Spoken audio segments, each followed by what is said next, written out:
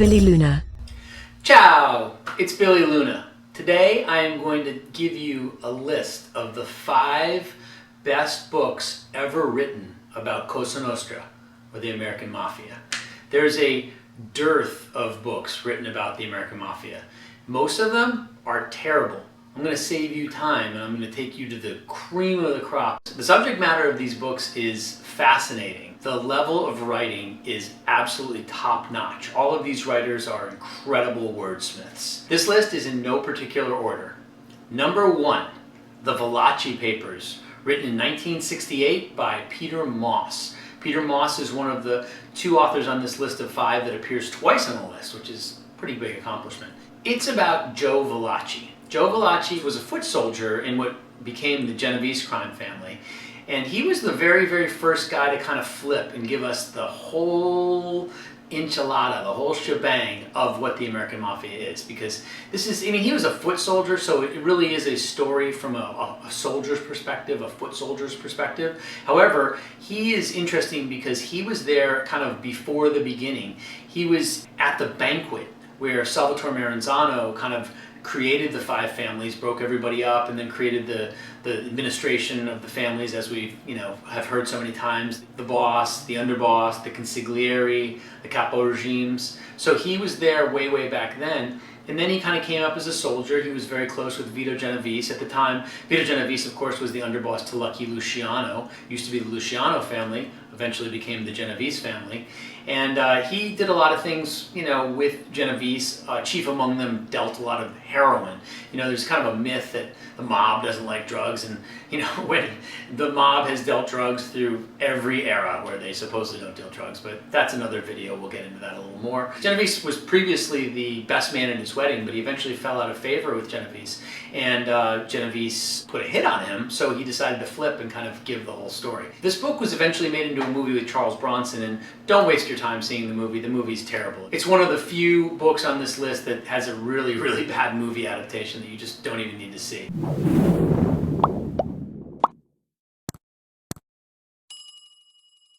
Number 2 is The Godfather, written by Mario Puzo in 1969. This is the only work of fiction to appear on the list. The Godfather is an incredibly well-crafted book. Of course, The Godfather was made into The Godfathers 1 and 2, 2 of the greatest films of all time, and The Godfather 3, which don't waste your time seeing The Godfather 3. It's horrible. Don't even waste your time seeing Coppola's re-edit of it. Not a good movie. Godfathers 1 and 2, incredible. It's kind of a cliche to say that the book is better than the movie. In this instance, the book may be better than the movie. However, Godfathers 1 and 2 were incredible movies, so it's tough to say. This book is so well written. It's kind of like peeling an onion. Puzo takes us, intimately into these completely different spheres of life, from Kay's family and her kind of white bread Presbyterian family in Connecticut, to obviously we know the kind of mafia situations in New York, but then you also kind of get really in depth into a Frank Sinatra character and a Dean Martin character kind of aging in Hollywood. Obviously you get a lot more with a book than you do in the movie, so he has a little bit more time to kind of go into those things a little bit deeper.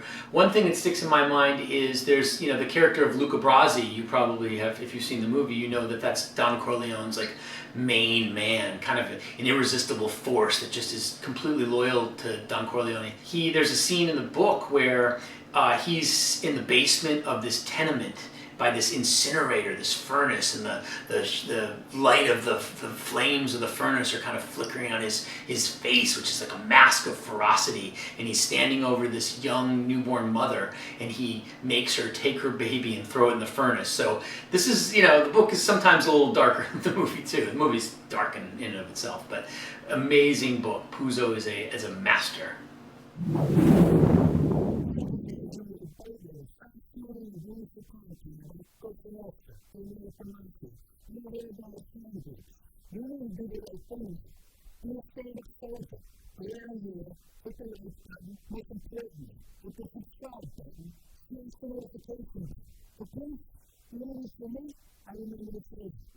Billy Luna.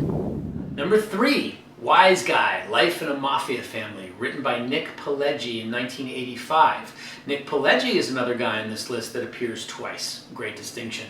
Nick Pileggi obviously came from the world of journalism, incredible journalist, incredible writer, later screenwriter.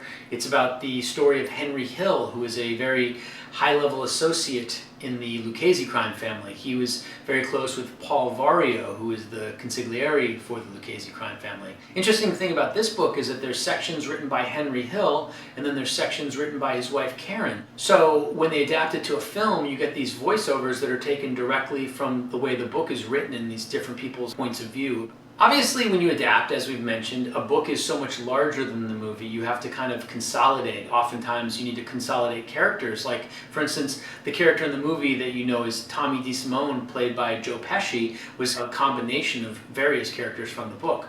You know, the iconic scene in the movie when he kills Billy Batts in the bar. Billy Batts was actually a member of John Gotti's crew from the Gambino family.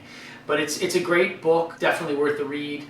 I've read it several times, and you know, you get into, in the book you also get into things that you don't have time for in the movie, one of which is a whole separate subplot when Henry Hill and Jimmy Burke were shaving points off of basketball players. They got a couple of the Boston College basketball players on their payroll and got them to shave points to fix games. And I remember a long time ago, Nick Pileggi had a screenplay just about that floating around town. That would be really interesting to see because we know all the characters, so it would be kind of almost like a, I don't even call it a prequel to Goodfellas, but it would be in the extended Goodfellas universe. That would be cool to see someday. Number 4, Underboss, written by Peter Maas in 1997. Peter Maas is, as we mentioned, he wrote the Valachi papers. He also wrote the book Serpico, and then this is his most recent book. Unfortunately, he's passed away now. And this book is extremely well written. It's about Sammy the Bull Gravano and his rise through the Gambino family.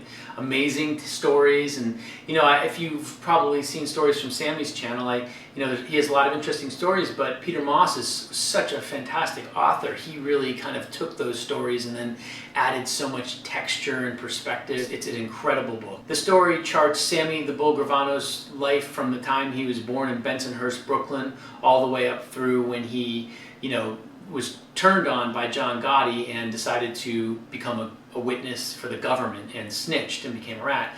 We don't get Sammy's later life in this when he went to Arizona and made a lot of money dealing ecstasy. But this book is incredible, and Peter Maas is just a great author. The 5th book is Casino, Love and Honor in Las Vegas, written by Nick Pileggi in 1985. Once again, Nick Pileggi wrote Wiseguy, that became Goodfellas. This book is really great, just a standard Nick Pileggi fare. It's about Lefty Rosenthal and Tony the Ant Spilatro. Lefty was a numbers man from Chicago, brilliant mathematician, gambler. And then Tony Spilatro was like the soldier that they sent to kind of keep the order in Vegas. And as you probably know, if you've seen the movie, things get a little chaotic. It's interesting, I'm not a huge fan of the movie Casino. I love Scorsese, he's perhaps one of my favorite directors. However, the movie is not as good as, say, Goodfellas, and it's hard not to compare it to Goodfellas. One thing that I don't like is that, as I mentioned in the book Goodfellas, the voiceover kind of comes from the way that the book was written and the different perspectives, but they use voiceover in Casino, and I'm not really into the use of voiceover in Casino. It seems very expository to me in the movie compared to the book. The book, perfect, nothing wrong with the book, but the movie, kind of flawed to me. But the book is absolutely fantastic. Even though I have some beef with the movie and I have some problems with the movie's still great because it's a Scorsese movie. There's good things in it, but overall, I look at it as kind of like almost like a, I don't want to, it simplifies it to say a bad Goodfellas, but if that's the way the movie seems. However, the book, superb. Every book on this list is superb. You can't go wrong with any of them. This list of books, which you must read if you are into Cosa Nostra, the American Mafia, will be down in the details of the video. Also, I have an Amazon affiliate program, so I get a teeny little bit of money if you purchase anything through the links.